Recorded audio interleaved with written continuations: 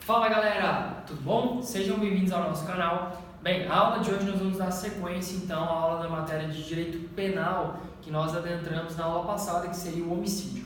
Então nós falamos do tipo, falamos da modalidade simples, adentramos na questão da eutanásia, distanásia, ortotanásia, privilégio, e hoje nós vamos falar das modalidades qualificadas, ok? Bem, o parágrafo 2º do artigo 121 vai trazer ali as modalidades que são as qualificadoras do tipo, quer dizer, vão incidir numa pena base nova e numa pena máxima nova, ok? Então ali eu tenho que a qualificadora vai servir justamente para a questão da pena base. Eu vou estipular o mínimo e vou estipular o máximo, ok? A primeira das modalidades é a mediante paga-promessa ou outro motivo torpe. Bem, isso aqui é importante destacar porque essa é uma das modalidades que o Código Penal permite a interpretação analógica, o que é diferente de analogia.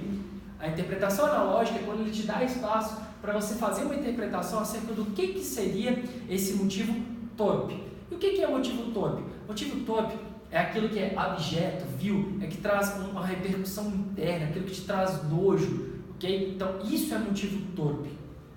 Bem, nesse mesmo sentido, vamos então destrinchar. Mediante paga-promessa, eu vou lá e te dou uma finança para tu pagar, para tu matar alguém. Isso daí é mediante paga-promessa.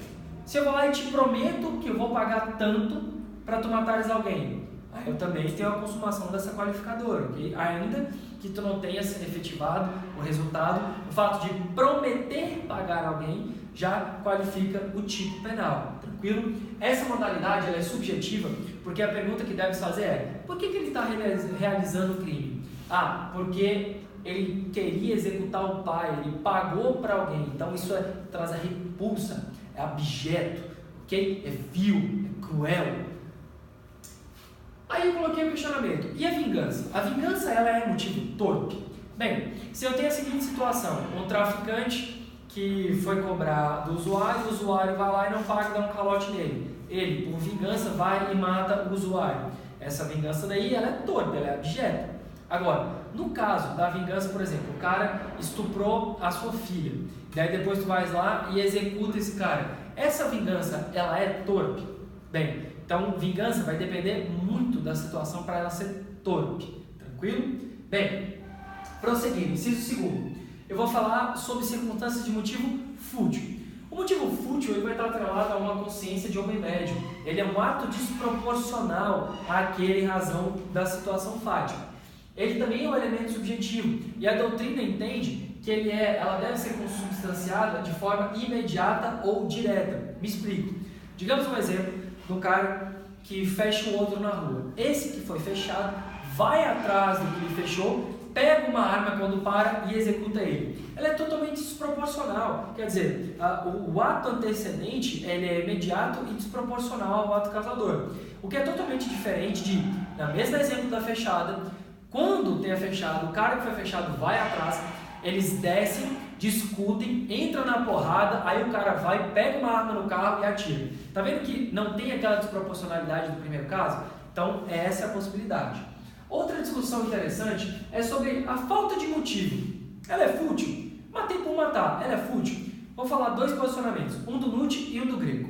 O do Greco diz que a falta de motivo, ela é consumação do homicídio simples. Okay? Eu não apresentei um elemento subjetivo de falar por que eu matei, somente o tipo objetivo de matei. Já o Nutt, ele fala assim: não existe um homicídio sem querer, no sentido de faltar-lhe motivo. Esse homicídio, na verdade, ele só não foi, à época da investigação, encontrado o elemento do porquê que ele foi realizado. Mas que ninguém mata sem causa. Porque se tu mata porque tu gosta de matar, ou simplesmente pelo prazer de matar, ele já é torpe. Quer dizer, ele tem aquele ranço, aquela repulsa, eu mato porque eu gosto de ver sangue. Então ele é torpe, ok? Então o Nutt fala: não existe falta de motivo. O que acontece é que não se evidenciou qual seria o motivo e por esta razão entenderia-se como homicídio simples. Greco é mais direto, diz que no caso da falta de motivo, homicídio simples. Tranquilo? Bem, procedendo. Agora eu saio do elemento subjetivo do porquê e vejo como. E aí eu tenho emprego de veneno, fogo, asfixia, tortura ou meio insidioso ou de perigo comum. Novamente, outra modalidade de interpretação analógica. Porque eu falo de meio insidioso ou perigo comum.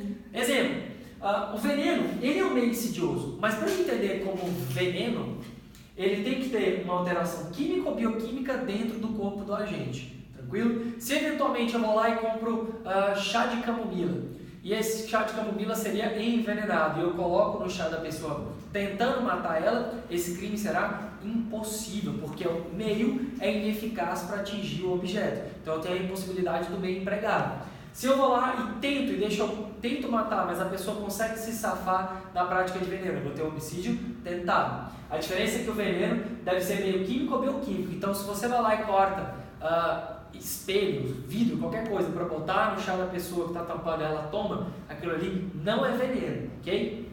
Fogo. O fogo, ele pode tanto atrair para si a tortura de queimar alguém, de proporcionar aquela dor imensa, como o fogo, quando chegar na modalidade de incêndio, vai ser um crime de perigo abstrato, que vai botar outras vidas em risco, ok? No caso da asfixia, eu tenho asfixia por esganadura, que é direta, a do enforcamento, ou então posso utilizar também os gases. E esses gases podem advir também como um crime de perigo abstrato se for uma possibilidade de atingir outras pessoas.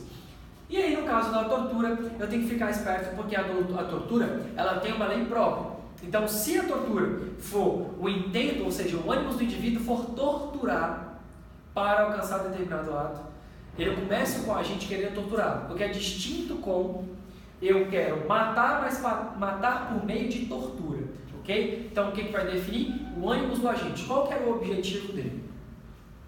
Já no caso da traição, emboscada, dissimulação ou outro meio que dificulte ou impossibilite a defesa da vítima, inciso 4, traição vai ser do abuso de confiança. Então, eu vou ter a confiança e vou trair aquela pessoa para realizar a minha empreitada.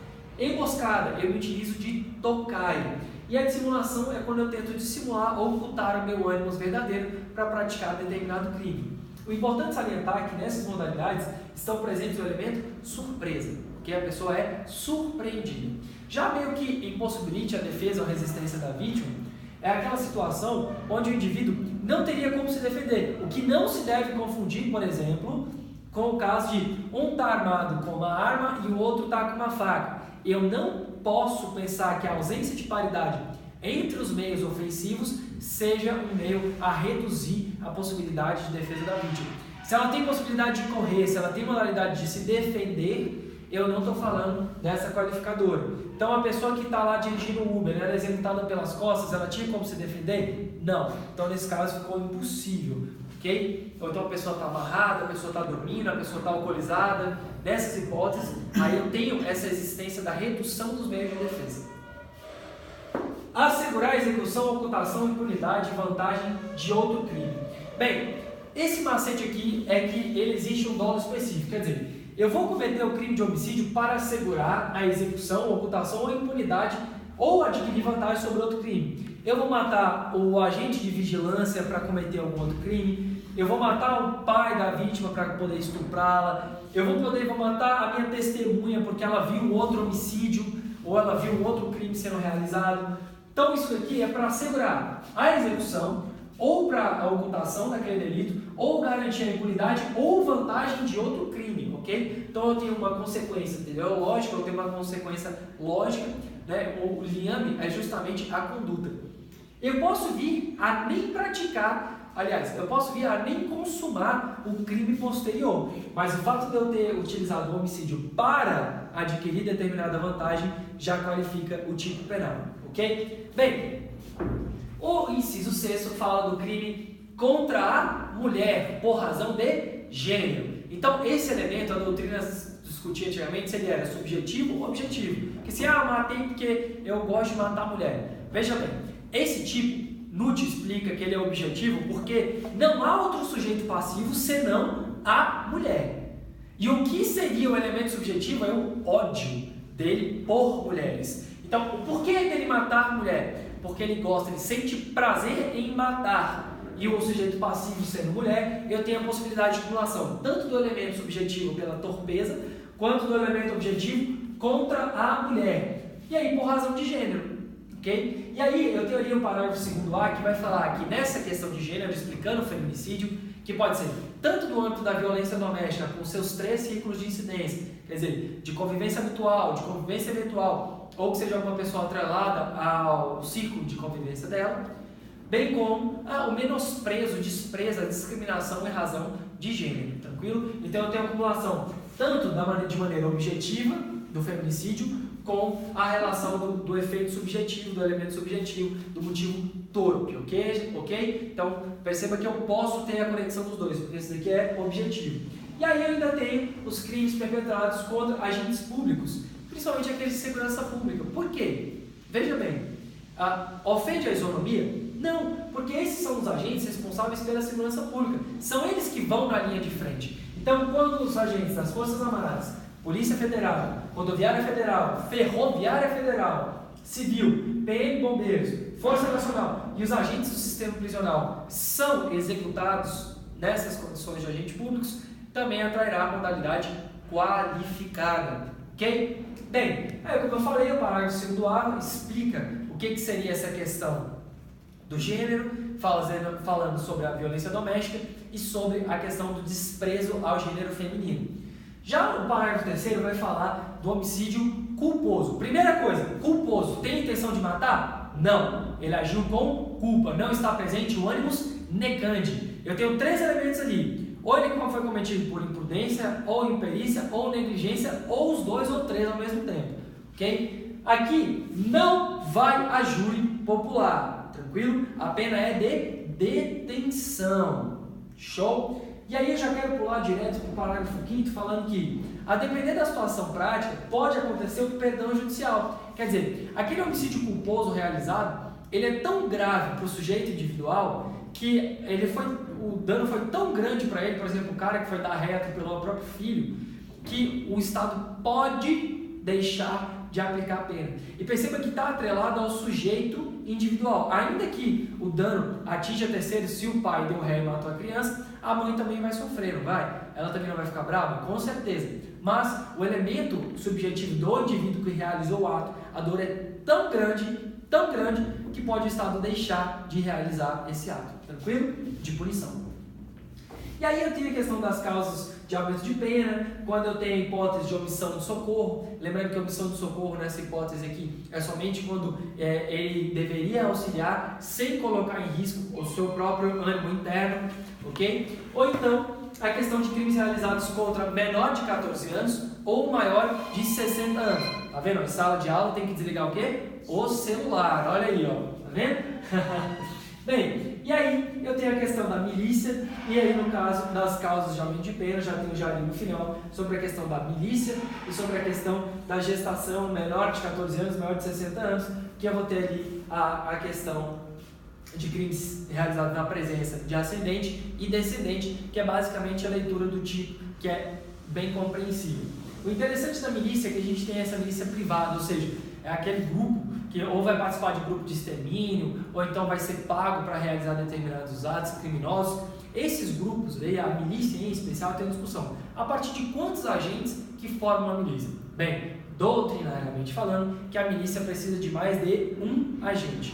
Não igual aos outros tipos penais, que precisam de 3, no mínimo, a milícia pressupõe que é mais de um. Tranquilo? Bem, por hoje, então, é só, acredito que é bem autoexplicativo o parágrafo 7 e o caso do parágrafo 4, ok? Então, no mais é isso. Até a próxima. Obrigado.